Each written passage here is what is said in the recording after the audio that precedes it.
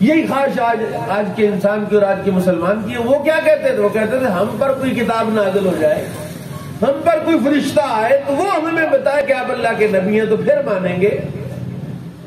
اللہ نے بتلایا محبوب کو, محبوب اگر میں قرآن کتاب سیدھی ڈائریکٹ ان پر نازل کروں, فرشتہ بھی بھیجوں, پھر بھی نہیں مانیں گے, پھر بھی تسلیم نہیں کریں گے.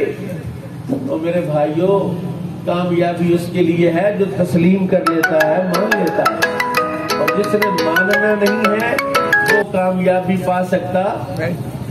بندے کہتے ہیں یار کل کر لیں گے,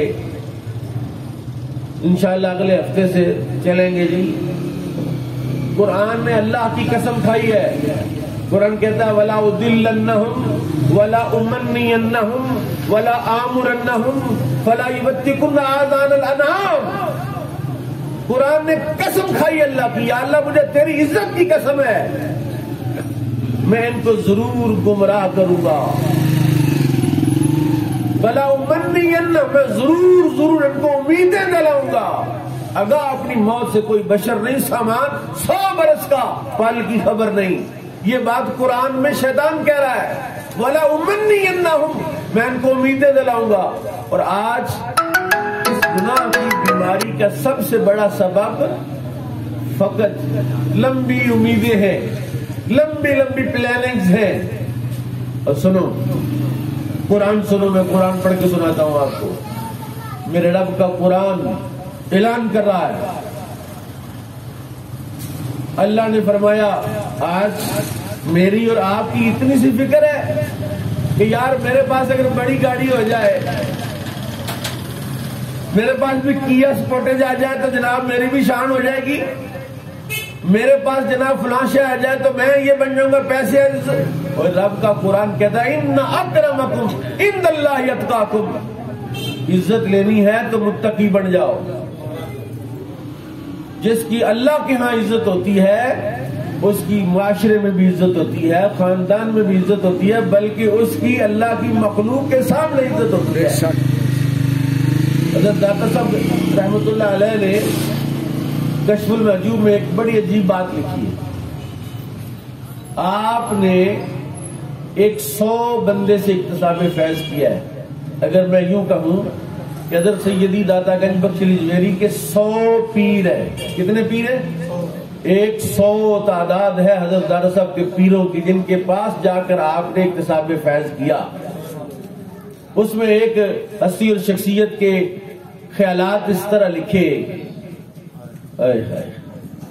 وہ کہتے ہیں جس دن مجھ سے کوئی کوتاہی ہو جاتی ہے تو میرا گھوڑا بھی میری بات نہیں مانتا.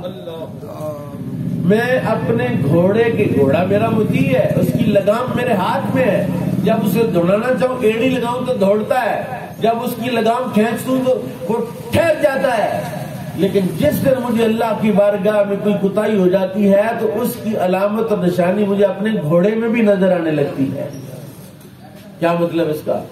مطلب اس کا یہ ہے کہ تو اگر اللہ تعالیٰ کی فرما برداری کرے گا, اس کے احکامات پر عمل کرے گا, تو سانپ بھی تیری عزت کرے گا, شیر بھی تیری عزت کرے گا. اور تاریخ گواہ اس بات پر. حضرت شیخ ابو الحسن خرقانی رحمۃ اللہ علیہ, آپ کو ملنے کے لیے ایک بندہ آیا تو آپ اس وقت گھر نہیں تھے. دروازے پہ دستک دی, اندر سے بیگم نے آواز دی, کون ہے؟ کہا جی میں نے بزرگوں سے کہا. کون سا بزرگ؟ وہ فراڈیا, وہ فلاں. وہ باہر گیا کہیں. وہ کہتے میرے دل میں حضرت شیخ ابو الحسن خرقانی کی عزت کچھ کم ہونے لگی. میں نے کہا عجیب بات ہے, جس بندے کی بیوی اس پر اتنی ناراض ہے اور اس کے بارے میں یہ باتیں کر رہی ہے. کہتے میں باہر نکلا, واپس آ جنگل کی طرف جا رہا تھا تو دیکھا کہ حضرت شیخ ابو الحسن خرقانی شیر پر تشریف فرمائے اور ہاتھ میں سانپ کی چھڑی پکڑی ہوئی. میں نے کہا حضور یہ سمجھ نہیں آئی, وہاں کچھ اور نظام ہے اور یہاں کچھ اور نظام ہے. آپ نے فرمایا کہ شاید میرا صبر اور میری برداشت ہی مجھے یہ مقام دے رہی ہے. اور پھر جب کہا جی آپ کے مطیع کیسے ہو گئے؟ کہا جب سے میں اس کا مطیع ہوں یہ میرے مطیع. اور جب میں اس کی اطاعت نہیں کرتا تو دنیا میری اطاعت، دنیا کو اپنی قدموں میں. پیر میر علی شاہ صاحب رحمۃ اللہ علیہ ملتان شریف میں ایک جگہ پر درس دے رہے تھے، واز کر رہے تھے. کسی عالم دین نے، کسی بزرگ نے جو علماء تھے، ان میں کہا حضور مجھے تسخیر خلائق کا کوئی فارمولہ دے، تسخیر خلائق کا کوئی وظیفہ دے.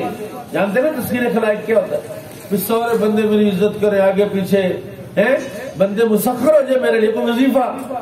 آپ نے فرمایا حضرت جی کریمہ سعدی پڑھو. کہا جی وہ تو میں نے 20 سال پڑھایا ہے، 20 سال پڑھایا. کہا تذکیر خلائق اس سے بڑا تو وظیفہ ہے ہی کوئی نہیں،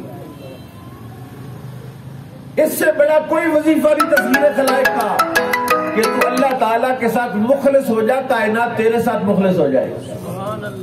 جب تو اللہ سے بغاوت کرتا ہے، حالانکہ تو اللہ سے طاقتور نہیں، یہ مغالتا ہے بندوں کو. اور یہ ساڈا کی بگاڑ لے گا.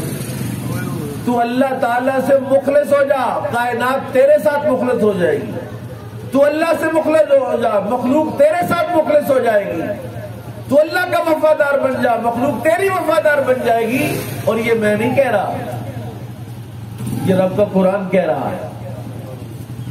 اللہ کا قرآن کہتا ہے ان اکرمکم عند اللہ اتقاکم.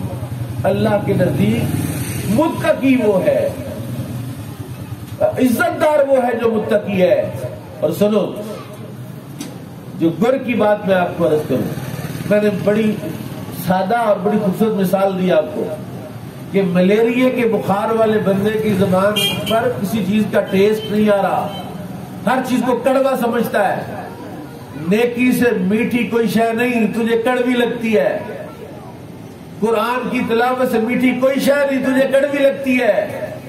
نیکی اور تقوی سے بڑھ کر میٹھی شے کائنات میں کوئی نہیں ہے. شاید اتنا میٹھا نہیں ہے جتنی میٹھی نیکی ہے، جتنی میٹھی یہ تقوی اور طہارت اور پرہیزگاری ہے کہ تجھے ستھرا کرتی ہے، تجھے شفاف کرتی ہے، اور تجھے قبر میں بھی میلا نہیں ہونے دے گی اگر تو تقوی اختیار کرے گا.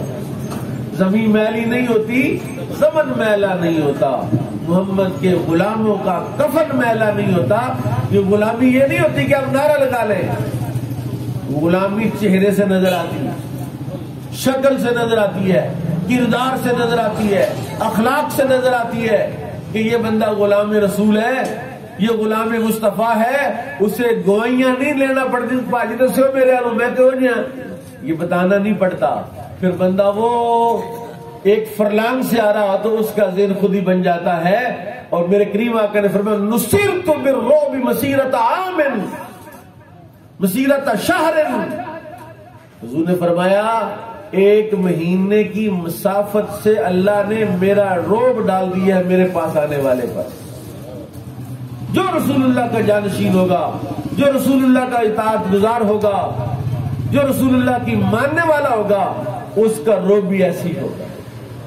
اگر آپ رعب دار بننا چاہتے عزت دار بننا چاہتے ہیں تو آپ کو میرے آقا کی زندگی کو اختیار کرنا پڑے گا. نہیں تو پوری تو کبھی پوری نہیں پڑھنی کبھی.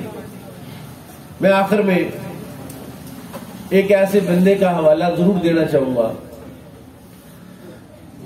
کہ جو نگاہ کرتے ہیں تو کردار بدلتے ہیں. یہ گر تو رسول اللہ کے پاس تھا نا، جو حضور صلی اللہ علیہ وسلم کی خدمت میں آتا تھا. آپ نگاہ کرتے تھے، کردار بدل جاتا تھا، زندگی بدل جاتی تھی، اخلاق بدل جاتے تھے. چوروں کو، ڈکیتوں کو، شرابیوں کو، زانیوں کو رسول اللہ نے زمانے کا امام بنایا ہے. وہ عرب جو اخلاق کی پستی کی سب سے نچلی سطح پر تھے، انہیں اخلاق کی بلندی کی بلند سطح پر پہنچانے والے محمد رسول اللہ صلی اللہ علیہ وسلم ہیں. اور میرے آقا نے تکبیر، اللہ اکبر، نعرہ رسالت، یا رسول اللہ، نعرہ حیدری، یا علی. حضور نے کون سا نصاب نافذ کیا تھا؟ ایکسفورڈ کا کون سا نصاب؟ حضور نے صرف قرآن کا نصاب نافذ کروایا. حضور نے صرف قرآن پڑھایا ہے، صرف قرآن پڑھایا اور کچھ نہیں پڑھایا.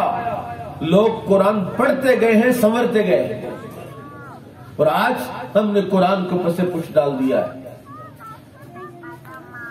انشاءاللہ 23 مارچ کو, یہ جو اسی ماہ کی 23 تاریخ ہے, اس میں ہم نے ایک اپنے مرشد گرامی کو بلایا ہے. میں شہر کا بندہ ہوں, 2 مرکزی مسجدوں میں خطیب ہوں. صرف ایک مثال کے ساتھ آپ کو میں سمجھاؤں گا اور اپنی بات ختم کروں گا کہ ظاہری طور پر یہ میرا آپ حلیہ دیکھ رہے ہیں, لیکن آپ مجھے باطنی طور پر نہیں دیکھ سکتے.